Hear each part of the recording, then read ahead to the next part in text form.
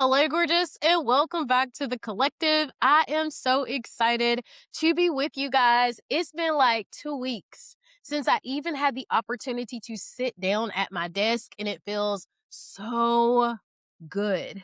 I've been telling y'all for 6 months that life has been wild. Personal life, corporate life, training new hires, like going through all of the motions. And finally, our joint commission survey is over and I'm fully staffed and like things are finally looking up. And in the midst of all that, I changed my hair. So those of you who don't know, now you know why I'm Kayla with the curls. Um, it's just been a journey, right? It's been a journey.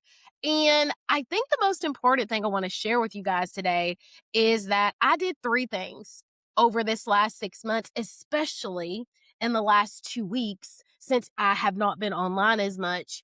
And I feel like sharing those with you will equip you and give you the confidence and the permission that you didn't know you needed to do the same. So, the first thing that I did over the last 6 months was I checked in with a professional. And yes, I'm a certified master life coach and a social worker, but even with all my education experience and certifications degrees, I went to see somebody and I got a medication adjustment. Like I've been telling y'all since 2022 that I have an anxiety disorder and I use all the coping skills, I do all the things. And I was like, yo, this is exceeding my ability to cope. So I wasn't afraid to seek help. And maybe your first step is coaching or therapy, but if you need medication, there's no shame in that. You can have Jesus and a therapist too, or a coach too, or a medicine too. Okay. So I sought professional help and that has helped me so much because I know the terms, I know the skills, I know what to do. And I was doing all that and it wasn't enough. And that's okay. It didn't mean I wasn't enough. It means I needed another trick in my bag. Okay. Number two was practicing sleep hygiene.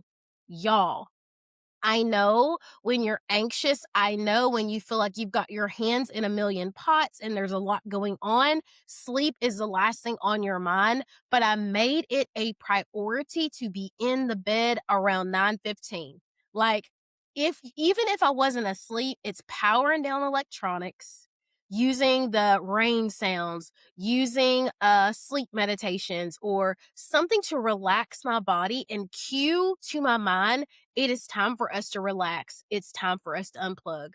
Because the reality is, it doesn't matter how hard you try, you are not going to solve all the world's problems night. Most of the time, even if you sleep for 8 to 10 hours when you wake up in the morning, you're going to be in the same situation. So give it to God and go to sleep. Okay? Set timers, like use your devices, use that to remind you, hey, it's time to start winding down. Do what you must. Cool. All right. And the last thing that I did was managed my capacity. And that means that my strong boundaries got stronger. And that means that there were some relationships that were strained because I recognize, yo, I'm a person and I can't do it all. So anything I felt like I should be doing, stuff that wasn't a must, I stopped. I delegated tasks. I used a laundry service one week. I had someone come in and help clean my apartment. I said no when I really wanted to say yes, but I recognized that my plate was too full.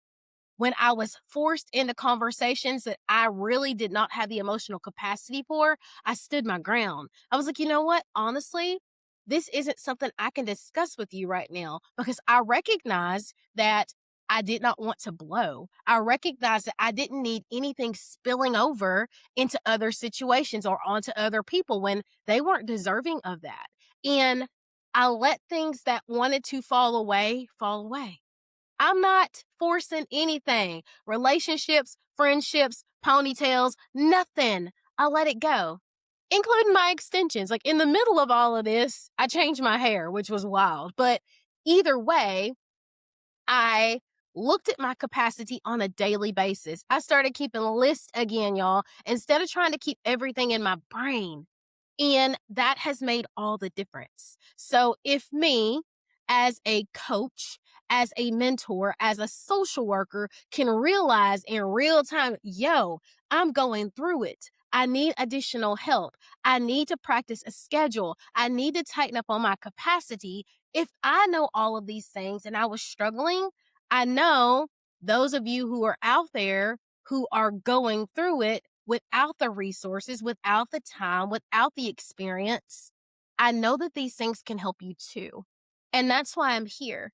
And that's why I'm such an open book because I realize, y'all, all at once, all over again, that sharing my story gives you permission to be human and imperfect and need some help too. So, if you're looking for a coach, if you are truly ready to get back in the driver's seat of your life, if you want to break down your blocks, identify them, see what toxic cycles you've been living over and over, and you want to break free, say intensive down below. It's a 5-day program that I have. I told y'all at the beginning of the year, I want to do one-on-one work and really break through the things that are holding you back.